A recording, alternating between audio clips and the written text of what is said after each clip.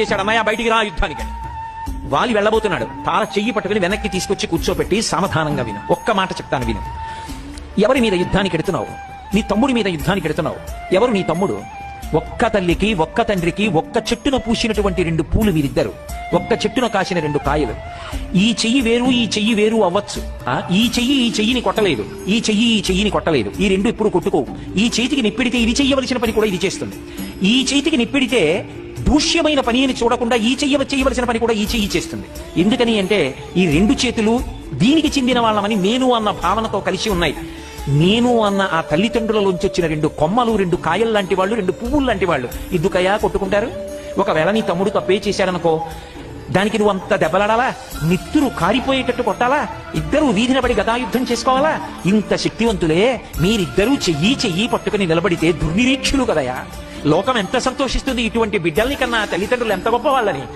తండ్రికి తల్లికి రేపు తద్దినం పెడితే బొటనవేలు మించి నీళ్లు విడిచిపెడుతుంటే పెద్ద కొడుకు చెయ్యి కిందనుండాలి, మిగిలిన కొడుకుల చేతులు పైనుండాలి. ఆ ధార పెద్ద కొడుకు చేతిలోంచి బొటనవేలు మించి కింద పడాలి. తల్లిదండ్రులు పుచ్చుకునేదా నీళ్లు ఒక్కటి. ఆ నీళ్లు పుచ్చుకునేటప్పుడు వచ్చి చూసి ఒక్క చేతి మించే ధార పడుతుంటే కన్నుల నీరు పెట్టుకుంటారు. ఇద్దరు కొడుకుల్ని కన్నాం. ఎందుకు? ఎప్పుడైనా రెండు చేతులు ఒకదాని మీద ఒకటి నీళ్లు పోసిన సందర్భం ఉందా? గడ్డి పెట్టి పంపగలగాలి. ఎవరు? భార్యలు. మీరిద్దరూ ఏ కొట్టు చేశాడు, అన్నయ్య బయటికి రా యుద్ధానికి.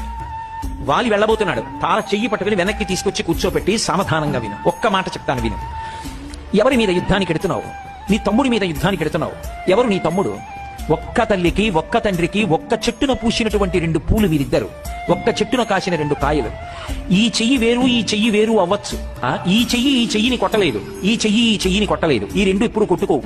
ఈ చేతికి నిప్పిడితే ఇది చెయ్యవలసిన పని కూడా ఇది చేస్తుంది. ఈ చేతికి నిప్పిడితే దూష్యమైన పని అని చూడకుండా ఈ చేయవలసిన పని కూడా ఈ చెయ్యి చేస్తుంది. ఎందుకని అంటే ఈ రెండు చేతులు దీనికి చెందిన వాళ్ళమని నేను అన్న భావనతో కలిసి ఉన్నాయి. నేను అన్న ఆ తల్లిదండ్రులలోంచి వచ్చిన రెండు కొమ్మలు, రెండు కాయలు లాంటి వాళ్ళు, రెండు పువ్వులు లాంటి వాళ్ళు ఎందుకయ్యా కొట్టుకుంటారు? ఒకవేళ నీ తమ్ముడు తప్పే చేశాడనుకో, దానికి నువ్వు అంత దెబ్బలాడాలా? నిత్తురు కారిపోయేటట్టు కొట్టాలా? ఇద్దరూ వీధిన పడి గదాయుద్ధం చేసుకోవాలా? ఇంత శక్తివంతులే మీరిద్దరూ చెయ్యి పట్టుకుని నిలబడితే దుర్నిరీక్షులు కదయా. లోకం ఎంత సంతోషిస్తుంది ఇటువంటి బిడ్డల్ని కన్నా తల్లిదండ్రులు ఎంత గొప్ప వాళ్ళని. తండ్రికి తల్లికి రేపు తద్దినం పెడితే బొటనవేలు మించి నీళ్లు విడిచిపెడుతుంటే పెద్ద కొడుకు చెయ్యి కిందనుండాలి, మిగిలిన కొడుకుల చేతులు పైనుండాలి. ఆ ధార పెద్ద కొడుకు చేతిలోంచి బొటనవేలు మించి కింద పడాలి. తల్లిదండ్రులు పుచ్చుకునేదా నీళ్లు ఒక్కటి. ఆ నీళ్లు పుచ్చుకునేటప్పుడు వచ్చి చూసి ఒక్క చేతి మించే ధార పడుతుంటే కన్నుల నీరు పెట్టుకుంటారు. ఇద్దరు కొడుకుల్ని కన్నాం. ఎందుకు?